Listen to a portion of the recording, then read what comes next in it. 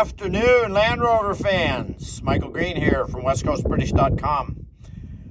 It's a sunny Sunday in California. I think they call it Stupid Bowl Day. I might be wrong. Not a football guy. Anyway, we're out here in the Land Rover, screwing around, having a little ride. We thought you would show you this. We'll do a walk around because people have asked. It's a 1966 NADA 109, which means 109-inch wheelbase station wagon. This had a 6-cylinder in it. NADA stands for North American Dollar Area, so they only came to the United States and Canada, nowhere else. The 6-cylinders they had in Europe and stuff that went to Africa and places like that are close to the same, but not. This one originally had 2.6-liter engine. It was a Rover with a Westlake cylinder head, 2-inch SU carburetor, highest horsepower Land Rover ever built, 128 brake horsepower. Whereas the domestic model, as they called it, had 8-to-1 and 7-to-1, so they could run it on the garbage fuel in places like Africa and the Far East. As you can see, it's got blue license plates. Well, it has blue license plates for a reason, and I'll get to that in a second. This car originally was my father's company car. My father was Richard Green. He joined the Rover Motor Company of North America Limited in February 1960. His office was at Shaw Road in South San Francisco, there you go, which would have been across the street from the United Maintenance Terminal at SFO. Anyway, this was his company car for some time. They kept it on the books for a long time. I actually drove it when I was 9 years old. So I'd have been 67 in Mount Rose, Nevada in the summer. And they kept it around for a while. And because after 67, some bonehead in a New York office decided we weren't going to sell 109 Land Rovers anymore. This guy knew everything. He didn't stay long, but the damage was done. So somebody screamed in 71 to get the thing off the books. Why is it still on the books? And his dad says it's the only thing we have at the office right now that we can put more people in, because a Rover car at the time was literally a 4-seater, not 5, 4. Or 3500s and 2000 TC cars were all 4-seaters. So they said, get rid of it. So my parents bought it, hence the blue license plates. And they bought it in 1971. The company repainted it, wink wink, so it was marine blue still, but it was painted, oops, sorry about that, it was painted from the galvanized trim up, was white, all included in the complete roof, and the rest of it was marine blue. So I'm at work in my shop in Livermore.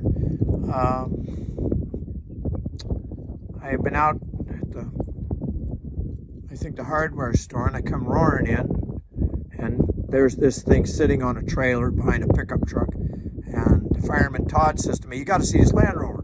It just came in, it's all da-da-da, and I could see it from where I was. I said, I know that car, I drove it when I was 9, and he started laughing. He says, figures. So this car has a lot of oddities to it. So it no longer has the 6 in it, the Rover. It was gone when I got the car. I ended up finding who one of the owners was, and he's a railroad engineer at the railroad in Alaska. And we swapped pictures back and forth. Somebody had put a Chevy in it, that somebody being Scotty. Scotty was a fantastic guy, don't get me wrong. I mean, you know, he was a good giggle.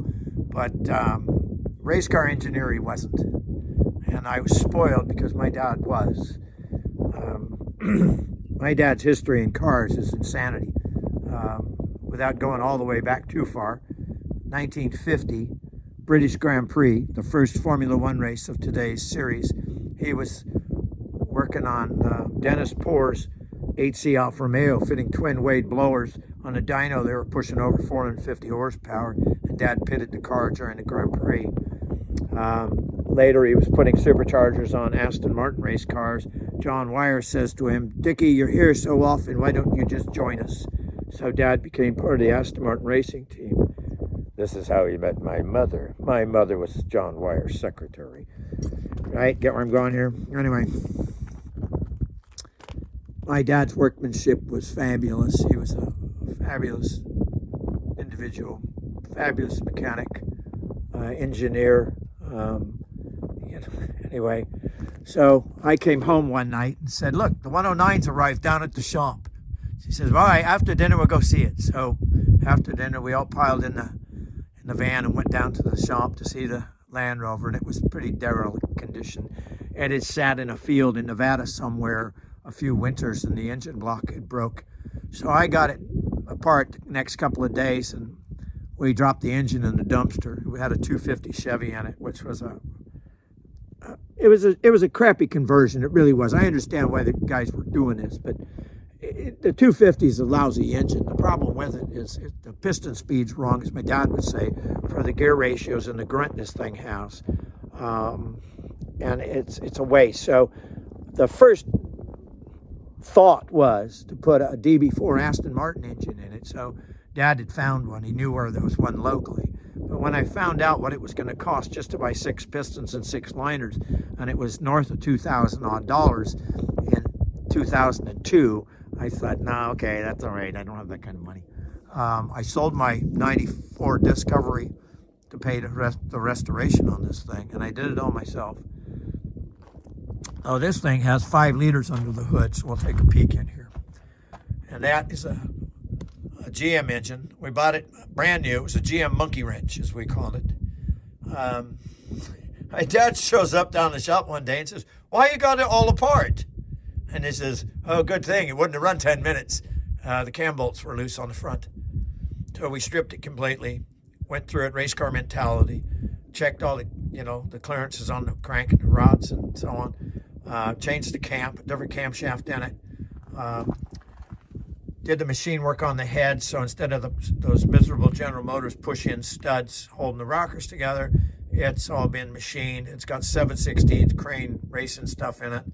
It's got a Clifford 4-barrel manifold, as you can see. It's got twin headers, so it goes, 3 into 2. Twin pipes stick out the back all the way. It's got a 470 Holly Truckmaster. This was the first one they made. They made it special for me because I was kind of pissing and moaning. We were running a 670, and it actually did better gas mileage with the 670 on it, believe it or not.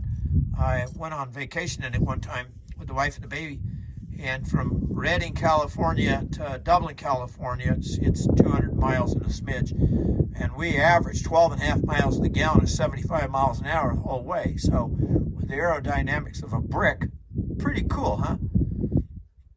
As you can see, cooling system with the Chevy conversions has always been a roaring pain in the butt. Scotty's big problem was he would go to Monument Auto Parts and buy this miserable little cross-flow radiator, and then basically cut and hack things apart and mount it up. It didn't hold enough water, so the things would overheat. We were doing some testing on a couple of customer ones that he built. Now they were at my place, needed it fixed, and we'd start it up, hit the stopwatch, back it out on a summer morning against the fence, and within 14, 16 minutes, it was chucking its guts on the ground. That's how bad it was. This system holds 3.1 gallons. That radiator is totally custom. I designed it, and my buddy at Pinky's made it. You can see the cross members a bit odd because I moved it when I fit the engine. A, so I could get the radiator in, but B, I can get the front crank pulley off without taking the engine out. There's all kinds of cool things about this car, in that here's, we'll pan out so you can see her. Right, so she's got 15 by 7 Jackmans. This thing's still got drum brakes on it, but the fronts on an NADA are 11 inch, the backs are as well, but the fronts are 3-inch wide shoes. This thing's got some brake shoes on it. I actually used this axle right up into the Stage 1 V8 109s, which is wild. You can see the auxiliary tank lurking around down there.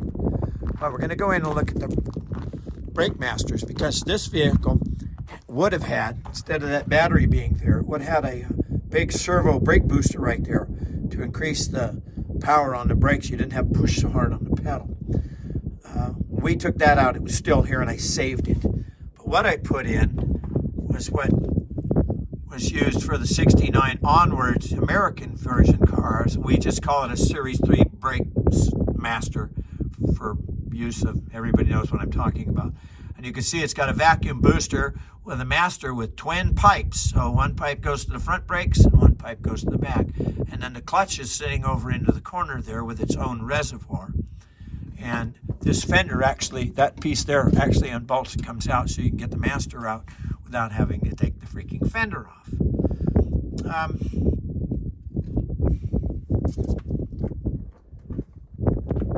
This Land Rover had a lot of firsts, and I'm going to close the hood right now. And lock it up. And as you can see the big defrosters through the windows. Yeah, that's what those are. And you can see the wipers. Now, on the old Land Rovers, the wiper motors were twin, meaning one on each side, individuals. And they would have come in where this blanking spacer is right now. And you had to turn on each one individually. This NADA vehicle had a lot of firsts. And one of them was that. And if you go around to the inside of the car, you can see the wiper shaft sticking up right there. And behind here is the wiper motor. And it has its own switch on the dashboard. And it's 2-speed. First ones were only single speed. Now I'm going to move away just because we're here. If you look down in here at the width of the foot box, it's quite narrow actually. And the 6-cylinder cars, you can see that how short the tunnel is. It's very short. What they did to get the 6 in, instead of hacking the front up, they just pushed the gearbox backwards. And then they brought this panel from down here out to here. That gave them the length to get the 6-cylinder in. The only bitch is if you're a left-hand drive car, there's not a lot of leg room in there, but you get used to it. We're going to zip around the other side real quick here. And yeah, people say, what is that on the front? Well, people don't know Land Rovers. That's where you can put the spare tire bolts onto that. That's the front tire carrier. We're going to zip into get in the back seat here for a second. So you can see now. This car had a lot of firsts on an NADA. I made the dashboard just because that's what I do sometimes. Have to make them a little different. You can see the defroster hoses there. And the flaps and all the switches. And I'm going to just jump out for a second so you can just get a quick glimpse in the back. Right? I put speakers in the back. We got the Alpine windows, and then there's vents. And everybody's like, whoa, look at the vents in the roof that don't know what it is. Seats have been out for a bit just because I was doing something that needed the room. But this originally would have had cushions across the front. So it would have had 6 cushions, and in the back had a little more knee room, so to speak. So this was actually a 10-passenger station wagon. And I remember as a kid sitting in the middle there and going all the way to Disneyland from San Francisco Bay Area with Granddad in the right seat and a granddaddy in the back, my mom and my sister and Auntie Leslie in the back. She was in charge of the luggage. And we went to Disneyland in 1969 in this thing.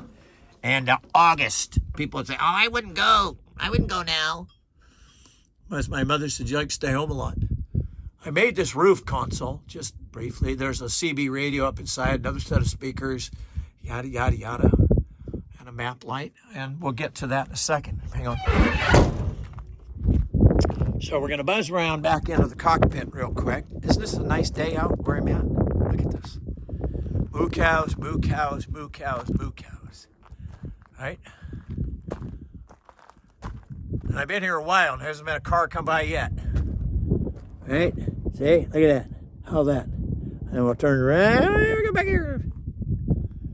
Good stuff, huh? Right? Okay.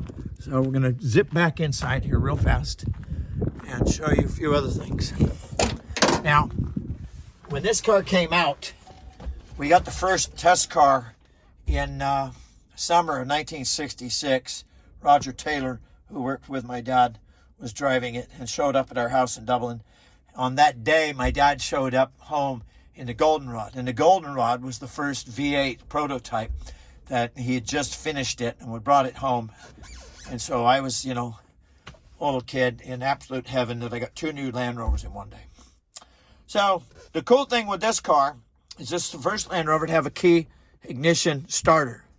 Everything else used to turn on the switch and push the button down there to start. So this was a first. It also has a switch for the wipers. So it has the twin wipers. We showed you this before, right?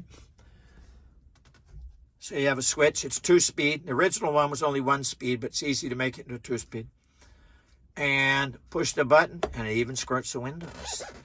The other thing that it never came with, Land Rover never used to come with a heater. It was optional. This has an in-dash heater. Here it is here. Here's the vent for your feet. Another one over there. Defrosters. So on and so forth, right? But this is what really blows a lot of people's mind. See these 2 switches here? Left screen, right-hand screen.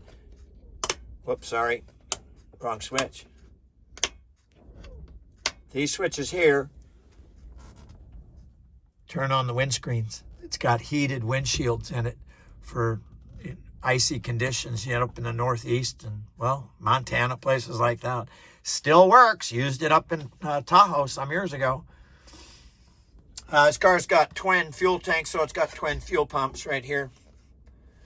The pumps are underneath the right seat. Underneath the driver's seat is a toolbox, and that's where this air compressor is hiding. And it's got air lockers front and back. Still has 470 axle ratios in it, 24 spline heavy-duty axle shafts in the back, 10 splines still in the front.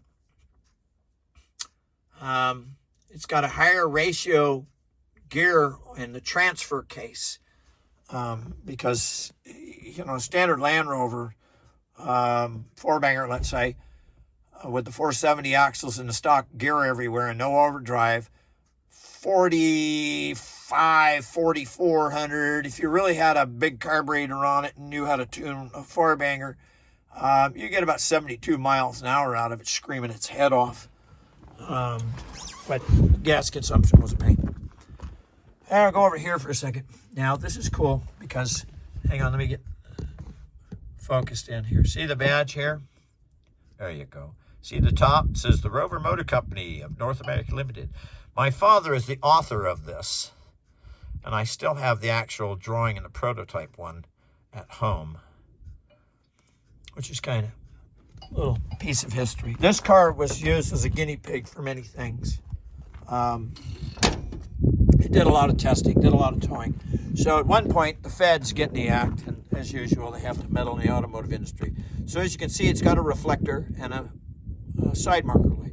This car was used as the guinea pig in '68 because for '69, they wanted all these reflectors on the commercial vehicles. The sports cars already had it, but that wasn't part of British Leyland yet. So Dad put these on, and at the back, he put them on down here, as you can see, right? And then I think within 18 months, they said, oh, we're going to have clearance lights now. So Dad's choice was to put it up here. As you can see, let me get out of the shadow, sorry. Okay, and the other one's up on the front, as you just saw. Now, when they finally, feds always have to mess with everything. So the only change they made was they kind of brought this one up, and this one down a smidge, and so it would have been, you know, had a light on the end of this, so to speak. And then I have the originals at home, but I couldn't find new lenses for them. Somehow the feds didn't like the ones on the back, and its final place would have been right here where my fingers are, right there. But this is actually pretty cool. But this is the only Land Rover that's got 6 lights on the back. See? So they had somebody, my dad probably, they took the back cappings off, modified them, probably took a new set out of stock, modified them, welded them back together, and then sent them down a plating shop, then put them back on, and then put 6 lights. And the difference is at tail lamp, stop light, turn signal. This is when you turn on the fog lights. This has got a 2-stage bulb in it, so it runs. Excuse me, it's a single bulb. And when you turn these on, this is a fog tail light, both sides. And then, of course, the backup light. The original backup light was broken, so I put an LED one on the back. So another thing you might find odd if you look at it, especially the purists know, that tire's offset on the door, and that's because it's got a Defender door on the back. I have the original door, but it was pretty tired. And you can always tell because the original door, the tire would be centered, but when you raise the tire up to give you clearance for your trailer hitch, it made it a bitch to get your hand in there to get the door open. So the factory offset them in the Defender era. Now, we're gonna cruise around again. And here's one of my features of the Land Rovers I always like to tout, right? See the vents, the flaps, we call it, on the front, right? So we'll wander back inside again. Those of you guys that don't know what Land Rovers are, boink, how's that? Right, so this is what we call Go 70 air conditioning. You open the flaps and the vents and go 70, right? You can get a ton of air roaring through this beast. The big giggle is it opens. So we open this back one, 1.5, 2 inches. You only got to open one side, and it just hammers the air through the car. So as you can see, it's got alpine windows, and then I can hear all you guys over there. Oh, look, it's got a safari roof. It's not a safari roof. There's no such thing as a safari roof. Come on, guys, get with it. This is called a tropical roof. See it? And it was named that for the sole reason it was made for tropical climates, not because you're going on safari. Okay? Now, if you get up inside here, for those that don't know, you can see the vents. See it? And if you go like this, boink, the vents open. And there's 4 of these, see? Well, you're doing 70 miles an hour, and the air is tumbling in, and you crack those back windows. Boy, oh boy, the breeze through here is fabulous. And it's a lot cooler because as the air runs through the roof here, it cools the roof. When I was down in Death Valley, here's a funny story. 1980, my dad comes home one night at dinner. He says, "Do you want to go to Death Valley and work for Joe Valdez for a few days?" And I said, "What are we doing?" He says, "Well, you got 4 prototype test cars coming from England. They're already here in the country, and they're driving from New Jersey to Death Valley." Sure, didn't have to ask me twice. So me and Joni jump in the Land Rover and beat feet for Death Valley. Boy, what a freaking couple of days that was. 127 degrees for 2 days. So what we had with us was 2 109s. Well, put it this way. They look like 109s. They smell like 109s, but they weren't. They were 110 inch. They weren't leaf spring like this. They were coil sprung like a Range Rover. And we had 3 of them. So we had a pickup with a diesel, and the diesel had AC, but it had a roof unit on it.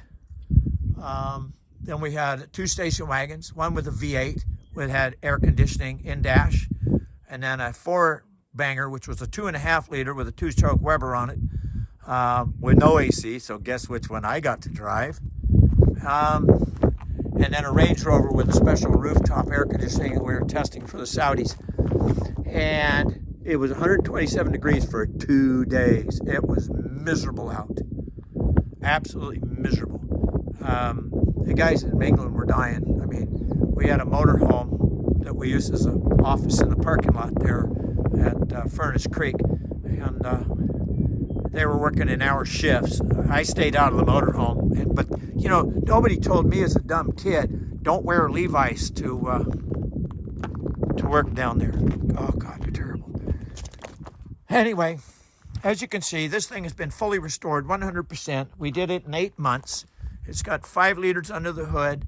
The axle ratio is still 470. It's got ARB air lockers in it. The chassis is all axles. Everything underneath that's black is powder coated gloss. The body's even powder coated. But with that, and the wind's coming up, we're going to get the hell out of here. And we'll see you on the flip side. But like, subscribe, tell your friends, leave a comment. Tell us about your Land Rover and what else you want to hear or see. Bye.